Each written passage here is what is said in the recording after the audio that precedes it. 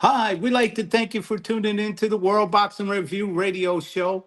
My name is Aaron Snow. They call me the Hall of Fame trainer of champions. That we travel the world for past, present, and future stars. And coming to you live from Tampa, Florida, and also from Rochester, New York, Mark Irwin, who is vice president and of two Hall of Fames, Right. Rochester Boxing Hall of Fame and Buffalo Boxing Hall of Fame.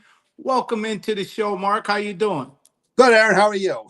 I'm doing fine, Mark. Uh, as we cover the boxing news today, we'll also be profiling Joe Louis, who's an all-time great uh, heavyweight champion.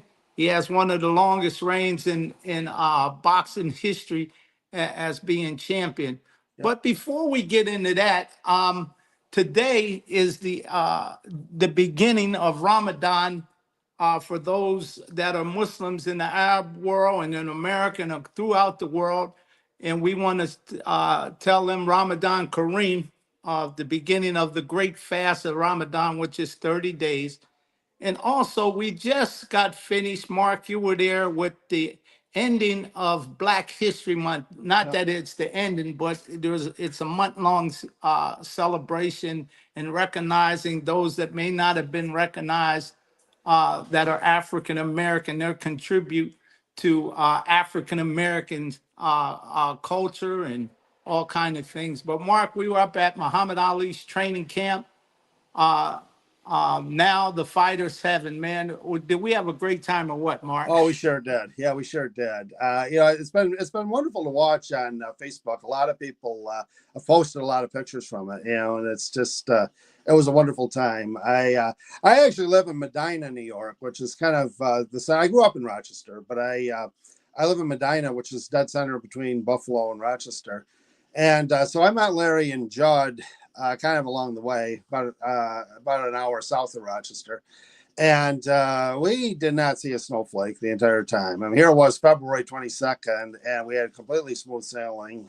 We drove down, the three of us hooked up in Dansville, and for people that are familiar with that area, and made it right there to Deer Lake with no problems at all. So, which in February is really always a blessing, to be sure.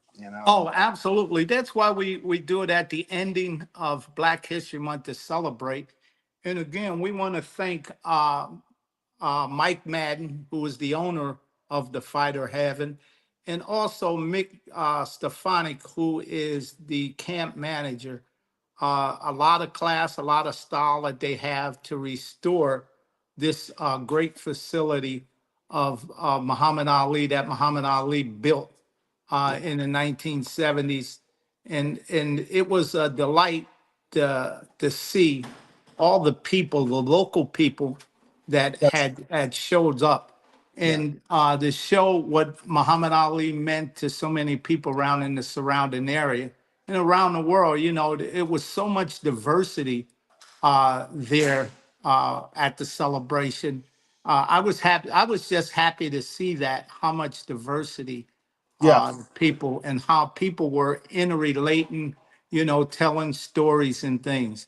And also, I want to thank the fighters that show up. yeah, Tony Tubbs, a WBA heavyweight champion. He was on the Muhammad Ali amateur and professional sports team. And also Larry the Legend Donald, who is a WBC heavyweight champion. He's a former Olympian. And Tim Austin, the Cincinnati Kid, who's a 1992 bronze medal Olympic winner, and also an IBF bantamweight champion. So, man, it was great to see those guys, and each one of them had a story of their own of their relationship with Muhammad Ali, what made it also so great for him to be there. And also Nick Harris. He is my future father-in-law. He's the first African American baseball player at Florida State University. He was there to have him there and hear his story that he told. was just simply amazing. The struggle and strife that he had to go through in order to play baseball in that era. So it tells how people had to defeat some tremendous odds in order to do some things that they loved during that time period. And That's right. also Craig Hawk with the Indiana Boxing Hall of Fame, for Craig to come in 2023. Muhammad Ali was inducted into the Indiana Boxing Hall of Fame. I had the pleasure to go in with him at that time, and so Yes. did Craig. Mhm. His board voted him in at that time, and all the stuff that he did with the Indianapolis 500. It was great to have Greg there. And also, Larry Lazardi, who was president of the Rochester Boxing Hall of Fame, for him to be there and to tell his story when Muhammad Ali, Angelo Dundee, and Carmen Basilio's from Rochester, New York, as you well know, Mark, Yeah. but to have Larry tell his story Yeah. about how when he was a kid coming there to the Hall of Fame with Carmen Basilio, and then when he meets Muhammad Ali, Ali asks him who was his favorite fighter, and he says Carmen Basilio, who he came there with, and Ali said, "Oh, good kid, give me your program," and he signed his program. This is what this event means, and also you, Mark, for you to be there and tell your relationship as being vice president, President Rochester Boxing Hall of Fame and Buffalo Hall of Fame, and to tell your story. Come on, Yeah. Mark, tell us what's going on with your story with Muhammad Ali. Well, I was at that. Actually, Larry and I didn't know Larry at the time, of course. I was, I'm quite a bit older, and Uh-huh. I was there with my wife. But yeah, that was a wonderful dinner. That was actually Joe Frazier was there as well. Of course, George Cavallo, Hurricane Carter was there. Willie Pep. uh, Mm-hmm. Carmen Basilio. So that was a wonderful night. Yeah, it really was, and it was that was my only time personally. No, I take that back. I did see Ali in Canastota later, but after that, but I did. Well, actually, the year Don King got inducted. What was that? 97. Yeah. Yeah, Yeah. Ali was there that year. Ali was there that year, so I did see that. And but yeah, I was involved with the Rochester Boxing Hall of Fame pretty much from the beginning. You know, the current organization started in 1990, and I've been with it. I think I enjoy hearing Larry tell that story though. That was you know, he was a kid, and I'm glad to see our organization. I think it shows the strength. You know, my son Theodore was president of it before Larry. And so I have my son and Larry, who is young enough to be my son, taking it over. That's good to see. You know, I think that's a good sign of our organization's strength. You know, that we have younger people coming in and taking an interest in it. Oh, absolutely, absolutely. And also Robert Foley, Yes. who is the son and a former contender of Zara Foley, his son. And the thing about it, I met Robert Foley there at Ali's training camp when he came there to train with his father.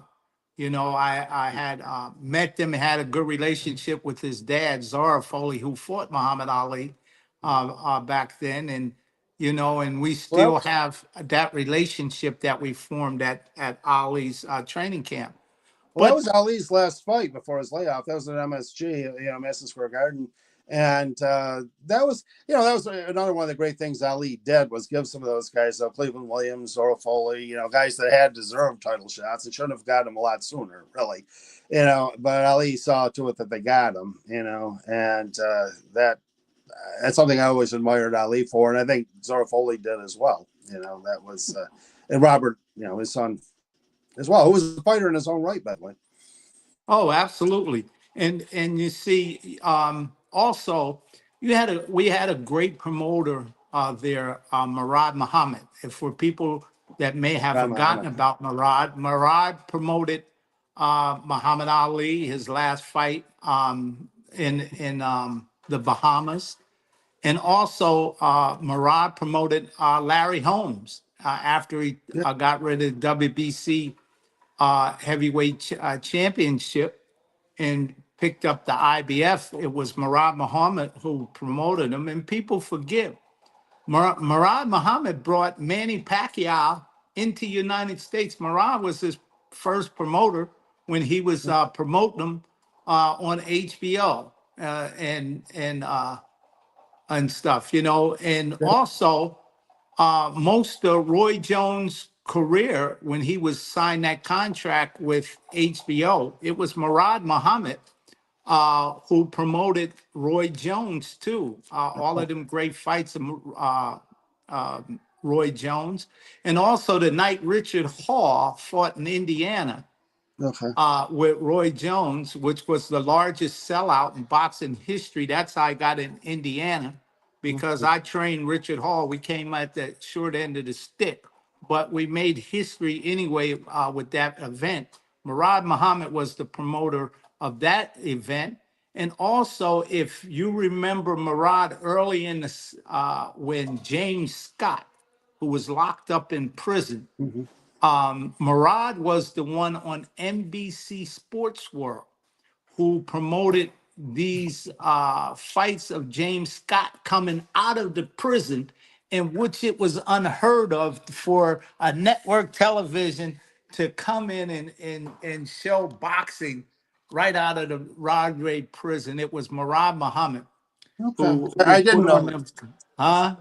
I didn't know that. No, I didn't know. Oh yeah, yeah, and some How awesome. Murad's, yeah, Murad's first champion that he had solely under contract was Eddie Mustafa Muhammad when he beat Marvin Johnson down in um, Memphis, Knoxville, Tennessee, the night Big John Tate got knocked out by Mike Weaver. Remember Yeah. in that great fight? But yes, Eddie Mustafa, when he won the title, it was Murad who was his promoter. They were in a cold promotion because Eddie was in the number one spot with Bob Arum, and that became Murad's first champion that he had. So our relationship goes back a long time. Me and Murad since the 70s and stuff like that. It was good to see him, and also the people that followed him up there from the Islamic community. So many tales, and also a photographer from 1974 that his name is Gilbert Ortiz, who came to the camp and didn't have no place to stay. All the rooms were taken up. And me and my brother were up there. We were young at the time. And we said, you could stay at our house. So my mother let him stay. But he captured some great pictures from that era when Muhammad Ali had went before he did an exhibition in Marks Hall, my middle school, with Larry Holmes defending, being his sparring partner. Larry only had 9 professional fights, and he caught a lot of that time period on his camera, and he had his photos there to hear him tell the story, to show off his pictures to the public was just amazing. And also, I want to thank my brothers and sisters. My brother Don, my sister Gail, my sister Rosie, my sister Darlene, Snowell. All of them put their hands in the pot uh, and served as they always do for this event. A great meal. Was that meal Oh, great or what, Mark?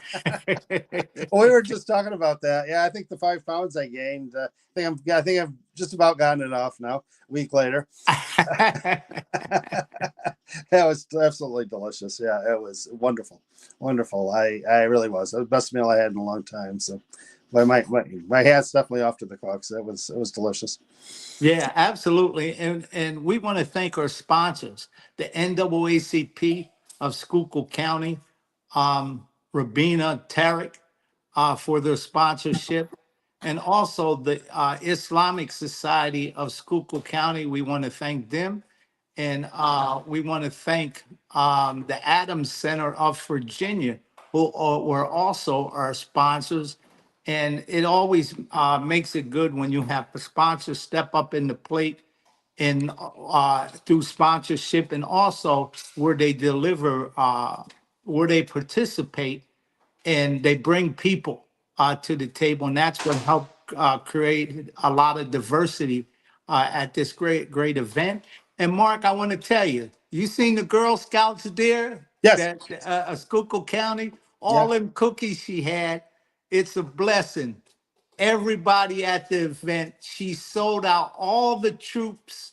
They couldn't sell them before, but at our event, she sold all the cookies. Yeah. And that's what it's Right. all about, giving That's the opportunity to people where it's sell out. And that's what makes the event such a great thing. She sold all the troops Girl Scout cookies. So cool. hats off to them, to the local Girl Scouts. Absolutely. Yeah, well, Mark, look, it's time to get the jump in, man. You're Okay. profiling today a great champion named Joe Louis, man. Tell us a little bit, Joe, about Joe Louis, Mark. Well, he was born Joe Louis Barrow. That was his original name, and there's two competing stories as to how he got the short form. One is that when he signed up for the Detroit Golden Gloves, he wrote pretty big, and he just got Joe Louis onto the line. You know, he didn't have room for the Barrow, or he tried to write it underneath it or something, and uh, it went on. He just went on from that point on. It is known that he was just Joe Louis from that point on, as far as the public was concerned.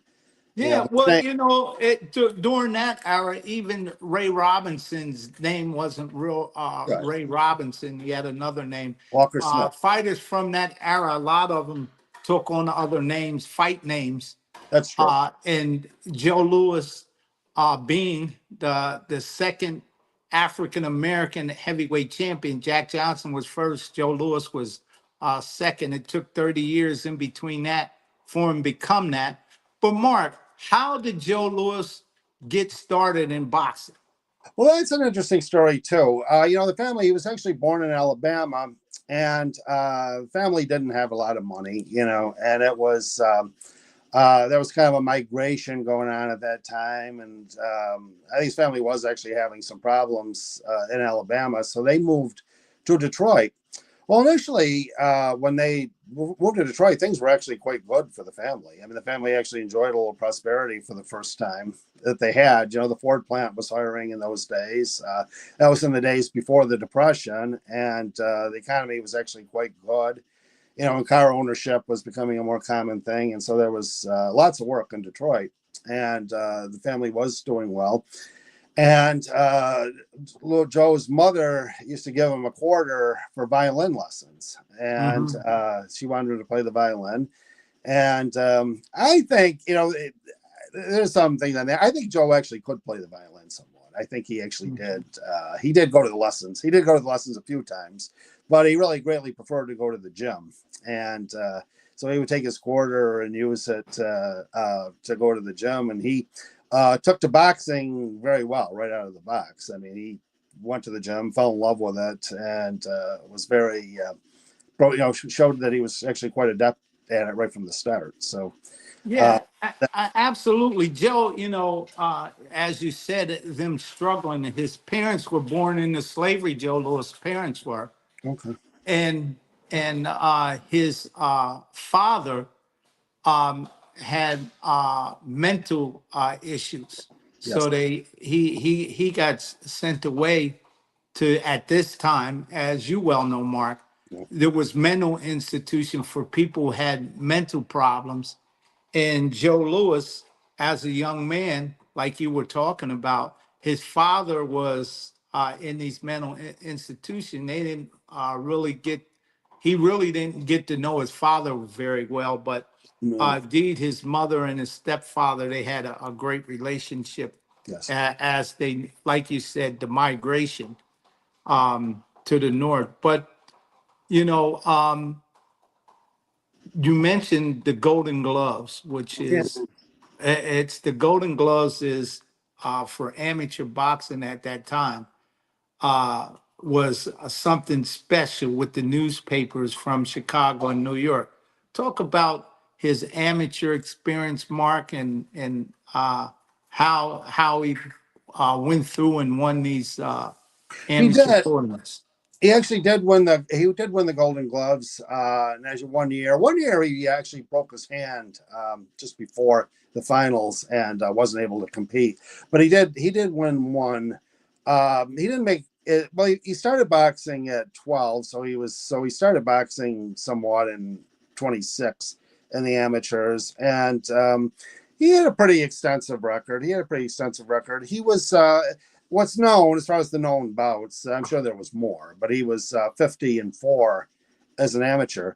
One of the things I point out though is he is granted with 43 knockouts. And usually in amateur boxing, it's referred to as an RSC, referee Hmm. stops contest. But that is a very high ratio in the amateur. When you Oh, generally only absolutely. fight 3 rounds, you don't get a lot of fighters will go right through their whole amateur career, maybe having one or two stoppages, and fighting short rounds. So it showed his incredible power. You Oh, know, absolutely. And to do that in the amateur first starting out demonstrated his power. But for the fans, you have to realize when someone's young, a kid, they mature an adult. He was a light heavyweight yes. back then. Hmm. So he wasn't heavyweight at that time. He Right. was light heavyweight when he was in amateurs. That's So pretty common. There's a lot. Muhammad Al-Rokesh Clay at the time won the gold medal in the light heavyweight division. Floyd mhm. Patterson actually won it in the middleweight. Middleweight, and then later on Yeah, middleweight. matured as he got over. Everything grows in stages, Right. Well, and Joe Frazier won the heavyweight as a George mhm, Foreman. So, but that was a pretty good from 60. You think Ali in 60, Frazier in 64, and Foreman in 68. The Olympics were definitely on a roll at that time as far as producing championship caliber talent, mhm. and that was. What But the Golden Gloves? What that wasn't it? Chicago Golden Gloves, and what yeah, year was that, Mark? yeah. Okay, I'm gonna Around about say. 1934, I something was gonna like say that. 32. I was gonna say 32. Yeah, Yeah. yeah, yeah. Yeah, he won the Chicago. You're right, he did. And Joe lived in Chicago for a while. He Detroit. He was always the Detroit Brown Bomber, but he was actually after he turned pro, he did settle in Chicago. When he first got married to his first wife Marva, that's where they took up residence. Was in Chicago. Oh, absolutely, in Chicago. But in 1934, after winning the Golden Gloves light heavyweight um, championship as an amateurs, he won the U.S. Nationals too, to my understanding. Is that true in 1934 in St. Louis? Yes, yes, that is true. Yes, yep. Yeah. So, I, so Joe was just one of those special kind of guy. Um, as well, he turned as he turned pro, his trainer was a great fighter. yes, yes, he was. Yes, he was. Jack Blackburn, Chappie. Yeah, Yes, Jack, yeah, Jack Blackburn was just one of those type of guys that understood how to cultivate talent, like many great trainers are able to do, and that's what creates the ability to win championship. Yeah, as any coach, it's all based on winning. And boy, did him and Joe Louis win some great fights. well, they sure did. I think you look at his record again. A lot of the names wouldn't mean a lot to probably a lot of people, but he started fighting really top flight competition pretty early on. He in his first year, he won 12 fights, and his first one was against a guy named Jack Kraken, who's not exactly a big name, but he has debut in July of 34, and in November of 34, he actually fought. Well, actually, I go back a little further. In September, he fought a man named Adolf Wader, who was actually a pretty top contender at the time, and he won a decision against him in Chicago. That was the first one that went the distance in his career. And then in November, he fought Stanley Pareda, who fought Primo Carnera, who was actually in the top 10 of the heavyweight division for quite a while. So here we're talking about a guy who had just been winning an amateur title the year before, and he was fighting top 10 ranked fighters, pretty early on, and he knocked out Braid in the first round. So that was. So I think that you had a phenom. I wanted to go back a little bit though, because John Roxborough was a bookie, bookmaker, numbers man, and in Detroit or Chicago, I guess. Yeah, you're talking about his managers. Yeah, yes, and Yeah, he had two of them. Julian Black also. Well, Black was very reluctant. Black had actually been a pretty successful manager, and he was reluctant to take on a black heavyweight because he, there, as you said, there was a long gap between Johnson and Lewis, and he just didn't think you could make money with a black heavyweight. He said it would have to be a world beater. Well, he had his man. He found his man with Joe Louis, and they took him on, and I'd say they were a pretty good brain trust. I would say, I think you and I would look at it today, in the world of 2025, and think that, they were bringing him along pretty fast, throwing him in with such difficult opponents early on. But he met the challenge.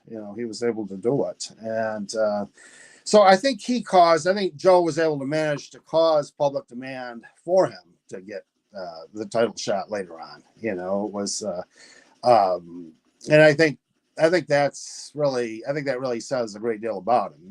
That there was they were reluctant to put a black fighter into a championship. Well, the public wanted Joe Louis to get the title, I think. Yeah, well, it don't help when your manager's a banker too. He was bankrolling a lot of deals. Back in that era, there was a lot of black-owned banks, and Joe Lewis's manager, he did own a bank.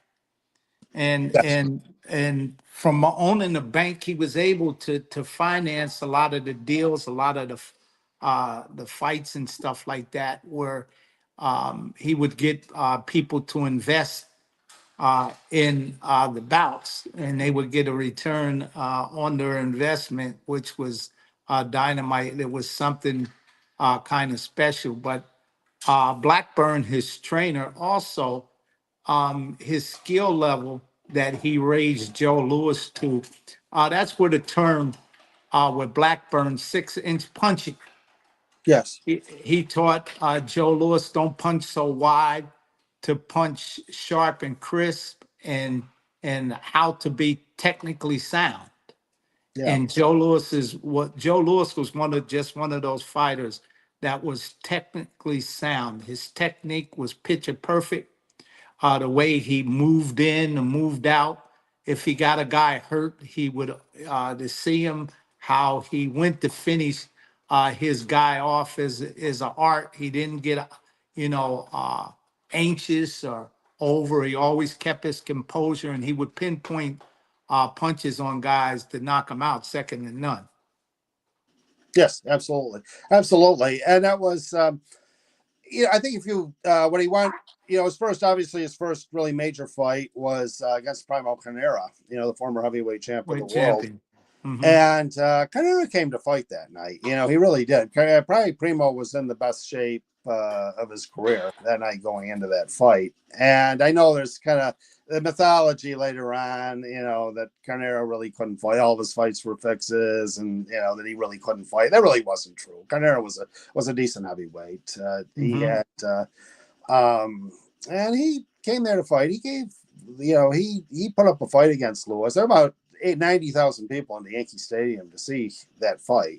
So that shows you how much Lewis's buildup, had been at that point, because that was only in 1935. So he'd only been fighting pro a little over a year when he met Primo and or Primo, whatever. He right after that he fought King Levinsky, who had been he'd been a ranked heavyweight for a long time, and King Levinsky actually beat several very good fighters. Well, he just was scared, paralyzed of Joe. Yeah. And didn't really put up. That was back in Chicago, and he didn't really put up much of a fight. That was he didn't even want to come out. I don't think he really was he really didn't want to come out of the dressing room. He did, and he took his beating, and he went down and won, and that wasn't so the fans didn't really get much for the money that night. But Yeah, yeah, but look, after turning pro in 1934, it took around about 3 to 4 years for him to be developed as a pro. And I guess when was it? June 22nd, 1937, when he fought James Braddock.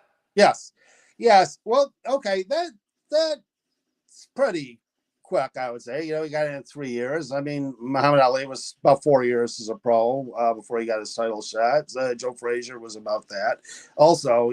So that's a pretty fast advance, really, when you come right down to it. I wanted to show you something in regards to that I had out here.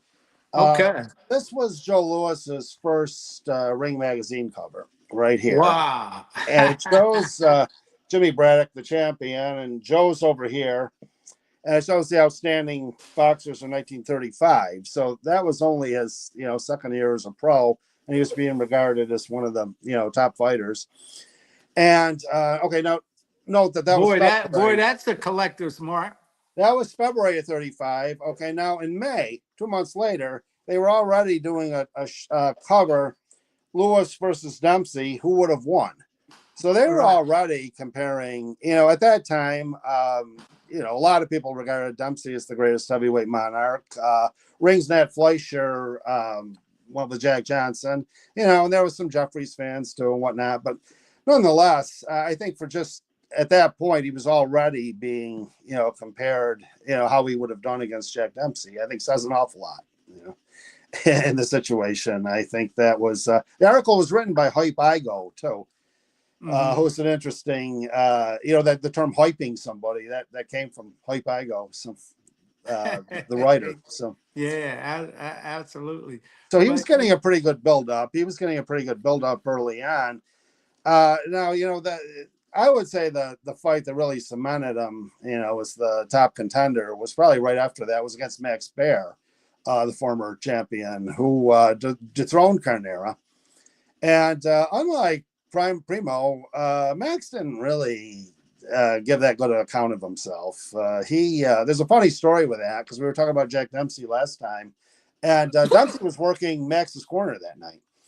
And I don't know if you knew that, but he had his corner. Well, the first round, Joe was giving it to him pretty good. And he got back to the corner, and Dempsey said to him, "Great job, Max. He didn't lay a hand on you."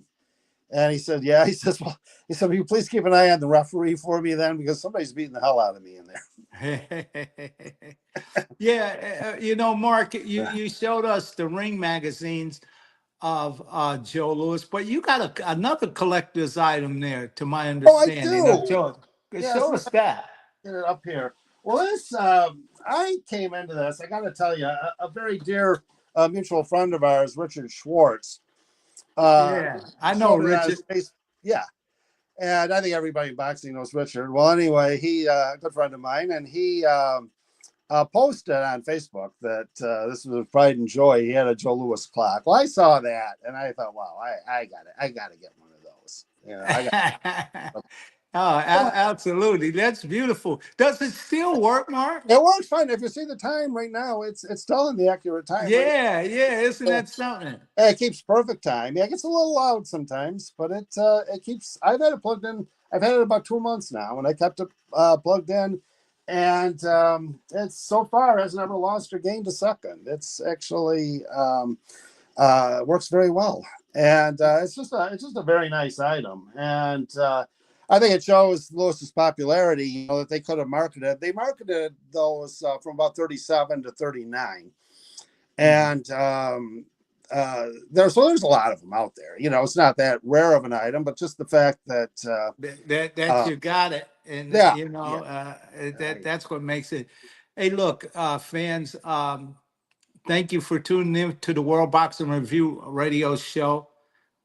We have Mark Irwin, who is the vice president of Rochester and Buffalo Boxing Hall of Fame.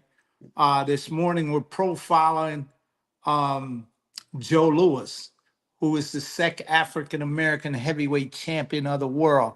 From Jack Johnson till Joe Louis period of time where he got his shot was over 30 years. Boy, that's a long period of time, but we're talking about him, and Mark's doing an excellent job at putting the timeline together for Joe Louis here, so you can know a little bit about Joe Louis.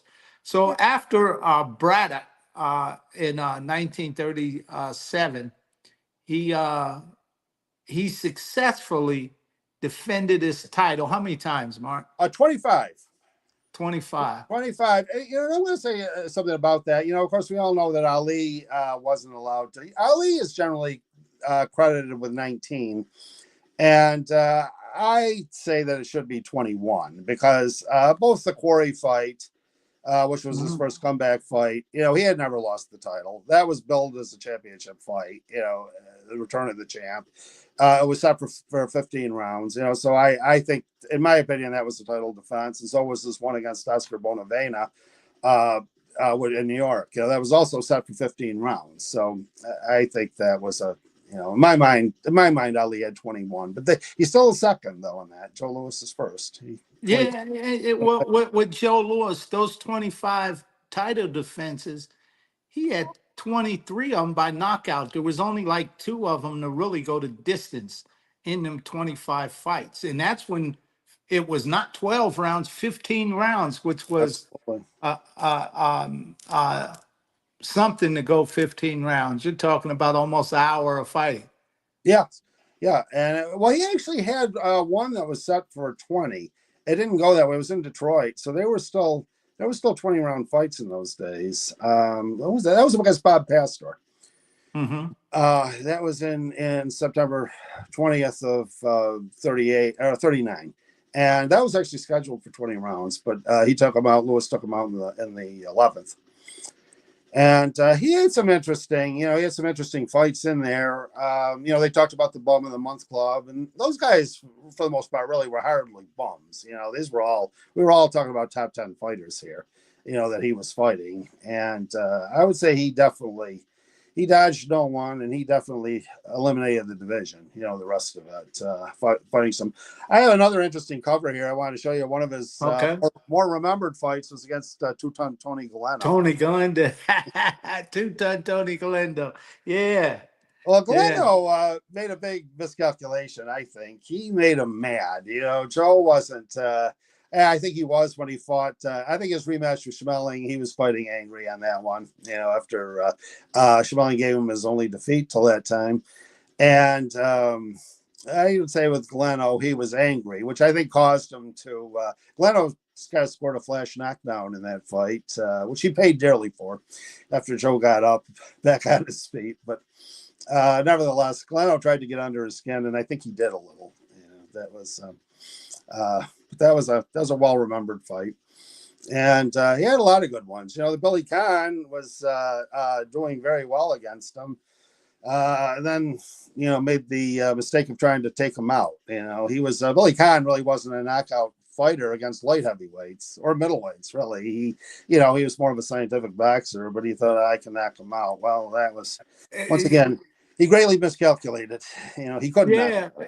Well, with that fight with Billy Conn, the statement that Joe Louis made after becomes a long time quote: "You run, but you can't hide." You can run, but you can't hide. That's yeah. Right. And after the fight, they asked Billy Conn, "Well, you were winning the whole fight, sticking and moving.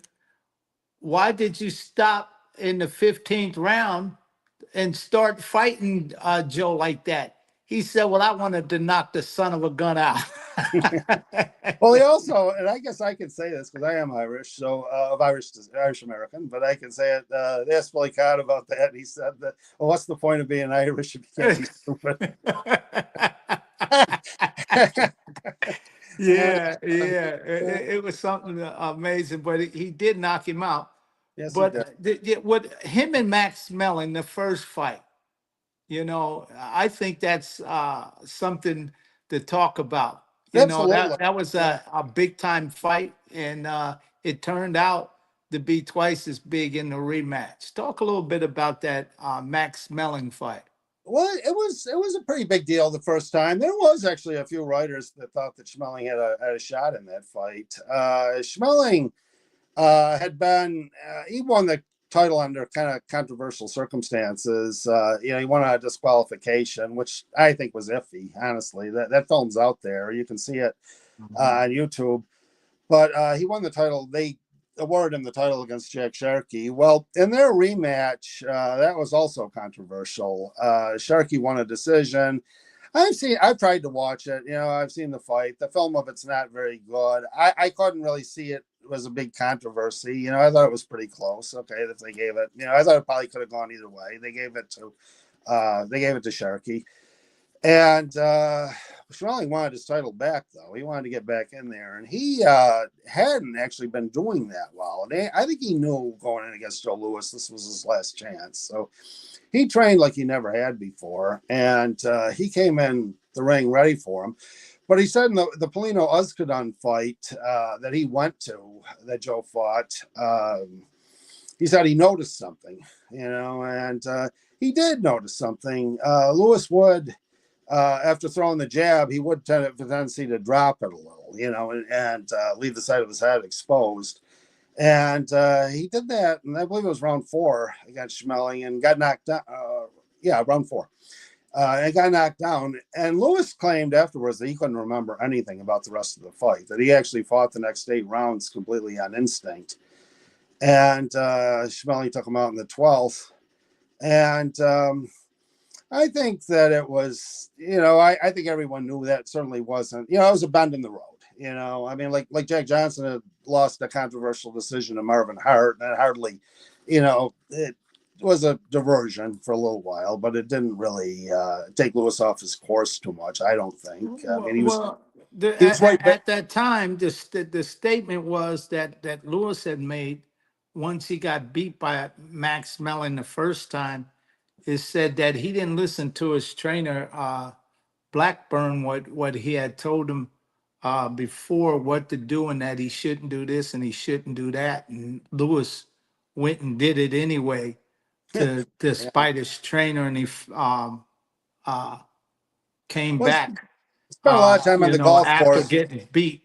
Spent a lot of time on the golf course prior to it too, instead of in the gym. So that was probably, I think people don't know that Joe Louis was a pretty darn good golfer he with certainly the was. PGA, Yep, and he he was was. also, he was an instructor of Yes. golf for the PGA. A lot of people don't know that about, but Joe Louis is one of the first African Americans to play golf on a high level like that on the PGA tour. Yeah, and he helped actually. The first PGA black player was Charlie Sifford, Uh-huh. and Lewis did help him get into the PGA. Help open he opened up some doors for Sifford. I have Sifford's autobiography actually. It's called "Just Let Me Play," and he talked about his relationship with Joe in it quite a bit actually, and the Joe did help him out a lot. Yeah, Yeah, and that happened with the PGA golf thing. I believe it was 1952 when Joe was a part of the PGA and an instructor and all that. So Joe Louis was way ahead of his time with the things that he did during that time. And also, Joe Louis, along with Ray Robinson, they're military vets for World War II. Yeah, yeah. Well, Lewis intervened on Jackie Robinson's behalf too. Actually, in the service, Robinson was unfairly court-martialed, and Lewis actually intervened on his case. He didn't suffer any loss of rank or anything, as a result of it, because it was wrong. It never should have happened in the first place. So, that was no, he did. Lewis did. He opened up a lot of doors in the service, and it was a bad situation. I mean, what can you say? Well, Bill, being in the military with the military draft like that, Joe Louis was also in tax trouble. Yes, And while he was in the military, he raised funds, number one, for war bonds to help fight World War II. He fought exhibitions where they raised money for the U.S. Army, and they never credited him for the money that he raised in World War II. And Joe Louis had a heavy tax problem because of that.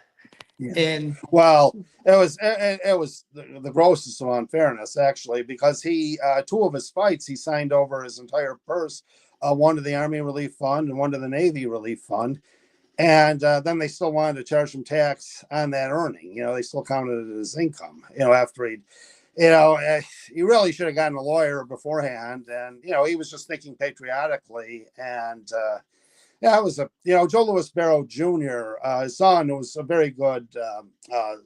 Speaks very well for his dad, on a lot of things. Said that they could have simply allowed those deductions, and he wouldn't have been. He might have still had a little tax trouble, but not to the extent that he did. no, he shouldn't. And so much did the IRS go after Joe Louis with Joe Louis tax problems. They started what was known as the Joe Louis Tax Act. Hmm. And that Joe Louis Tax Act, that's what they went after Muhammad Ali with. The I Joe don't. Louis Tax Act. They came after Muhammad Ali with the Joe Louis Tax Act. I don't Uh, remember Muhammad having tax troubles too yeah, much. yeah, during the thing with the government about being a conscientious objector and all that, the U.S. government came at Muhammad Ali with the Joe Louis Tax I Act. didn't. I did not know that. I didn't. Yeah, yeah, and they had formed that from Joe Lewis's uh, problems that he had with the taxes, and they formed that Joe Louis Tax Act, and they went after Muhammad Ali. But man, it's really something to see in that era, you know. Yeah. And we were talking about that Yeah. Max Mellon fight after he's lost to Max Mellon. A rematch came, and It certainly did. It certainly yeah, did. Yeah. Well, Lewis said that he didn't really consider himself truly the champ until he beat Schmeling, the second time. And I think we all know how the second one turned out. There were people though that were picking Maxie to win the second one. Just thought he had his number. I think Lewis very much showed that wasn't the case. It was a pretty, like we were talking about earlier. Lewis came in there angry, and he was ready. To show the better man. well, there was so much going on in that Sure was. time with Hitler, Yeah. with World War II, and Max Mellon being where he was from, Germany, and that anti-Nazism and stuff like that. Americans were pulling for Joe Louis in that rematch fight Absolutely. because of World War II and all of that was going on with the anti-Nazism stuff that was happening in Germany. Well, nobody And wanted the title to go back, except for the Germans. Maybe nobody wanted the title to go back to Nazi Germany. No, that would have been terrible if it had. But I'd say Joe and pretty well put that put that idea to rest yes, he pretty did. pretty quickly. He pretty good, but you know, with the age of radio, Joe Louis set some historical records because people used to listen to the fights on radio back in that Hmm. era, as you well know, Mark. Yes. And boy, Joe Louis set the record for listenership Yes. on radio that marked second to none. Yeah. Because they used to do all kind of stuff on radio, plays, comedy and all that. But there's traction that Joe Louis bring to radio, who set the record and who holds the record, is Joe Louis, bar none. Yeah, absolutely. That was absolutely true. I have discs of some of those radio broadcasts. We had Clem McCarthy and some of the old announcers, and they were very they painted a good word picture in those days. The radio announcers, they had it down, how to present the fight, and of course, Don Dumphy and others, Ted Husing. There's some great. Actually, Ted Husing's not in the International Boxing Hall of Fame. That's one I would like to see some years see him recognized, because he was a very good radio announcer. Oh, absolutely. And Joe Louis set the record. But after that Smelling fight, his victory and all that, Joe Louis said, hey, look, this time I listened to my trainer, Blackburn, and I was able to pull off what he had told me to do. And I listened to him and I pulled off. But, He sure did. as coming out, the next fights that he had, him and Joe Louis fight against Jersey Joe Walcott. Okay, yeah, we're going to jump ahead there to the later There's career a of the big post. story with that. Yeah, there really is. There really is. I'm getting a little scared now because I'm looking at. I'm using my wife's phone to talk to you. It looks like I'm getting about ready to lose power here. So one of these times we got to get through a whole show with no technical difficulties. But anyway, Jersey Joe, yeah, that was in New York, and I think one thing that people need to remember about that fight was that New York scored strictly by rounds. Okay, and Walcott knocked Lewis down twice in 2 different rounds. But Yes, under the he New York did. scoring, on the 10-point must system, that would pretty much guarantee you the fight. But under the New York scoring by rounds, he didn't. Joe Walcott was pretty cute, but he didn't make for a real satisfying fight for the viewers a lot of the times, because he was a defensive fighter, and Yeah, he but he was had some slicker power. than axle grease. Yes, yes, slicker and axle grease. Yes, he was, and that's a good way to describe it. But it was, it was controversial. The first one, he lost a split decision. The referee Goldstein did vote for Jersey Joe, but I've seen it. It was close. It was a Yeah, close fight. Joe Louis had walked out of the ring because he thought he lost. Yes, he did. He He did. he got up out of the ring, after being knocked down a few times in the fight. He got They, up and left out of the ring. And if you look at different films of that fight, when they announced the decision, Joe was surprised. yeah, he was. He was. He was surprised, He but thought he lost it, and he probably did. He probably, Walcott probably should have gotten that decision. But I gotta say to Lewis's credit, though, he gave him a rematch right away. They signed the fight, almost immediately, and fought less than a year later. And Lewis had some trouble in that fight too. Actually, Jersey Joe put him down once in it, but Lewis did knock him out in the 11th in the rematch. So. and for the listening audience, Jersey Joe Walcott, he was the fourth African American heavyweight champion. He was a Knocked out. commissioner in New Jersey when he retired. He was also a sheriff over Yeah, there in Camden. Camden County. Yep. So when you speak about them two men, I had the deep pleasure to meet Joe Louis in 1980 when he was in a wheelchair at Caesar's Palace. So Okay. I had Duke Durden, who was one of the first African American boxing commissioner in Nevada, and Duke ended up being the vice president of Don King Production. Duke was the one who introduced me to Joe, Okay. and also Did you know? when Oh, I okay. was young, you know, they didn't want to give me a seconds license, but Jersey Joe Walcott is the one who gave me a seconds license in New Jersey. Yes, he did. Yes, he did. I wrote about that in your profile in the Rochester Boxing Hall of Fame program. Yeah, yeah. That's a So great story. That's a great yeah, story. it is a tremendous story. He was a But wonderful man. Great but fighter. Great fighter. Go ahead. He also got. Did you know Zach Clayton? I Uh, knew Zach Clayton very well. okay, because he Yeah. got Zach Clayton. Zach Clayton refereed his one of his fights against Cesar Charles, and that was the first black referee in a heavyweight title fight. Yes, it was. Zach Clayton, Zach Clayton also was a Harlem Globetrotter. Yes, he was. Yes, he was, and he was a judge in the Louis Marciano fight.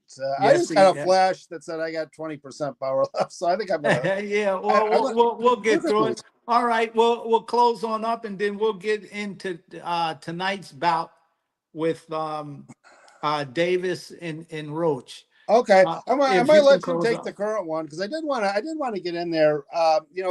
Lewis's career after Walcott, he retired, and he sat out for a couple of years, and then he went on he went directly in against Cesar Charles. He didn't take any fights in there in between, and Charles had become champion at that time, and they fought a 15-round fight at Yankee Stadium, and I would say that Lewis did pretty well in that fight. He lost. I mean, Charles won. Behind me, I've got an old newspaper, and it says that Lewis beaten by Charles in savage bout.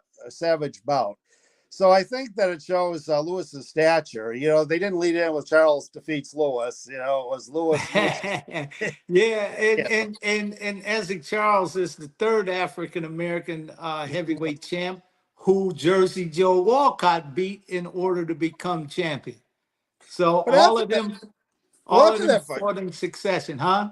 yes, well, after that fight, he had a very he was actually doing pretty good. He fought a number of top contenders. He fought Jimmy Bivens. He fought Cesar Brion. He fought Lee Savold. Actually knocked out Lee Savold. Mhm. Savold actually had a piece of the heavyweight title for a while there prior to that, and then of course he met with Rocky Marciano in his what would end up being his last fight. And they actually, once again, Lewis was actually a slight favorite going into that fight. And he didn't really do that badly until he got caught. You know, he won the fifth round in that fight. He'd actually won 3 rounds of the first 7. So it was a pretty even fight going into the 8th round. And that 5th round would end up being the last round Joe would ever win, in a professional fight. And then, of course, Marciano, took him out. Well, he knocked him down and then knocked him through the ropes. And referee Goldstein stopped the fight, but that ended up being his last bout. But I look at Lewis's record. I think one thing very important to point out is that he lost 3 fights in his career. 70 fights. Some sources say 71, but still, 68-3 or 67-3, and he lost to Max Schmeling, Ezra Charles, and Rocky Marciano. Well, there's no shame in losing to any of those 3. I mean, the guys that beat him really, were top flight guys, all champs in their own right. So I think Lewis's record really has to be looked. It was certainly only one of the best of all time. Ibro rates him number 2 of all time, only to Ali, and I think that's pretty fair That's assessment. comparable. Yeah, He died at the age of 66, and he passed April 12th of 1981. right. Joe Louis passed. Long time he was a greeter at Caesar's Palace Hotel and Casino in Las Vegas. And what a gentleman, what a Yeah. scholar. He was a consultant one time for the great Muhammad Ali. Hmm. And Joe was something to recognize, a longtime great figure Yes. on the history of boxing. And there's in Lafayette, Alabama, there's a statue down there. People should go see that Yeah. statue in Lafayette, where he was born in that county. A statue of Joe Louis, man, down there in Alabama. You should go down there and look at it. It's That's nice. something to look at, to learn the history of Joe Louis. Hmm. His parents were slaves, and Joe Louis was able to rise to fight, and his name is known in all the nooks and cranny on the planet, from humbling beginning in Alabama.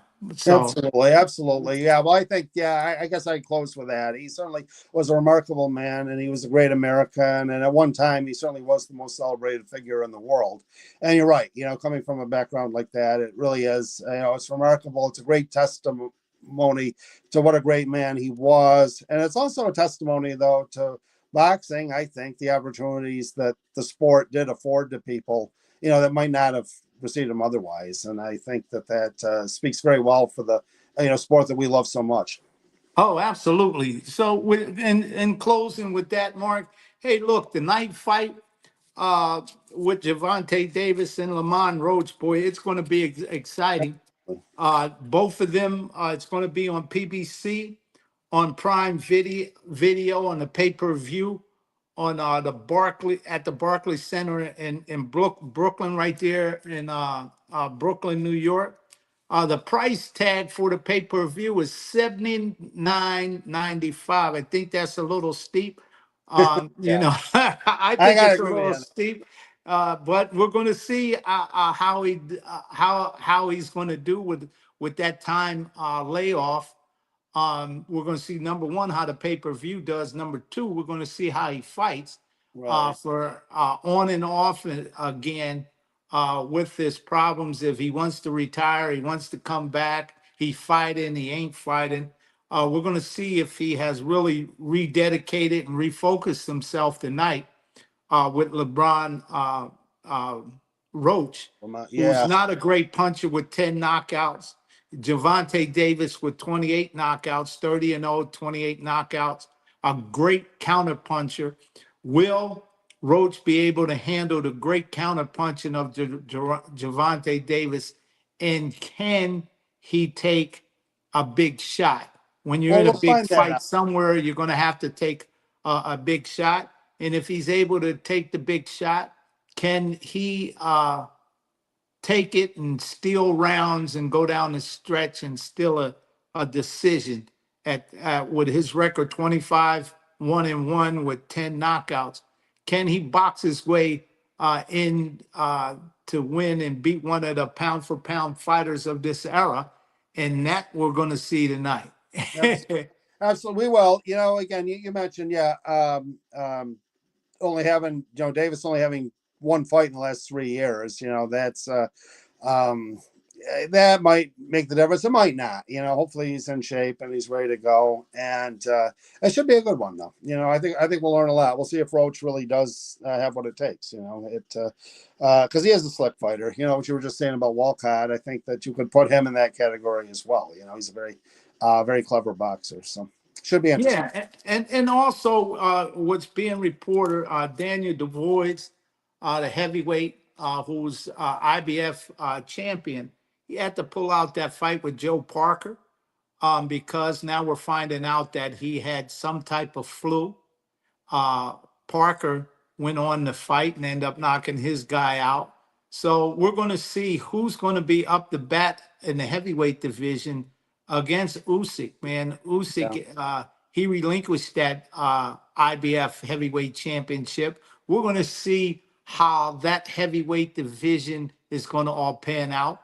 And also this week, some shocking news about Bob Arum and ESPN Yeah. and Tyson Fury's manager, what was long said with his mob connection with the Irish mob, and how Bob Arum's top executive was dealing with the mob figure underneath the table, and that's all coming out. And the reason why Tyson Fury couldn't come in the United States because of his mob ties and influence of his manager. So maybe that's the reason why Tyson Fury said, "I'm hanging up the gloves."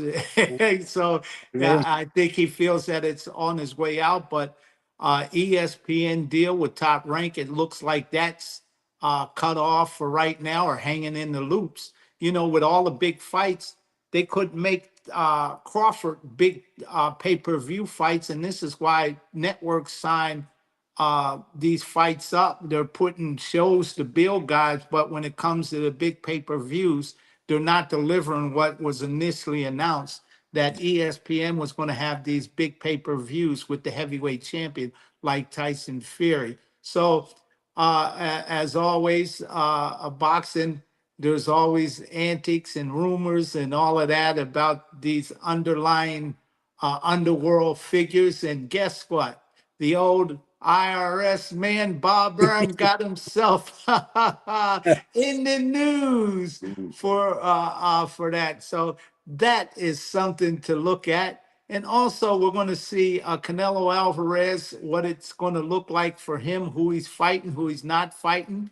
And also Terrence Crawford, pound for pound fighters, how they're going to make these match up, if they're going to make these match up. Like I said, hey, look, when the millions of dollars are on the table, Muhammad Ali told me a long time ago, he said, look, you grab the pen quick, fast, in a hurry after you done argue your point, is because the person putting up the money might say, oh, why am I paying this fool all of this money, and pull everything off the table and you're back where you got started from. Hey, you can't let it get off the table. You got to get it when the getting's good.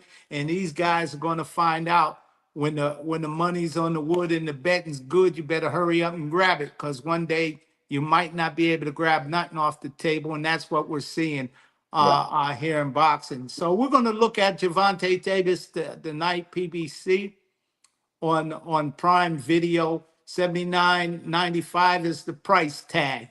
So we're looking to see a good match, and we'll see if Javante Davis is refocused, see if his hard training and dedication going to show up, or is Roach going to show what a little Roach can do, and can Javante Davis stomp out the Roach? In Well, it'll saying be that, very Mark, interesting. All in right, sir. saying that, Mark, it's time to close. Oh, okay. Our time's up. Great job Thank you. profiling Joe Louis, and we want Thank to you very thank much. you for coming on the World Boxing Review to profile Joe Louis, and we want to thank the boxing fans around the world that listen to our show. Thank you for tuning in to the World Boxing Review. My name is Aaron Snow. They call me the Hall of Fame trainer of champions, and we travel the world for past, present, and future stars. Thank y'all. Thank you. Thank you. God bless you. All right, God bless you.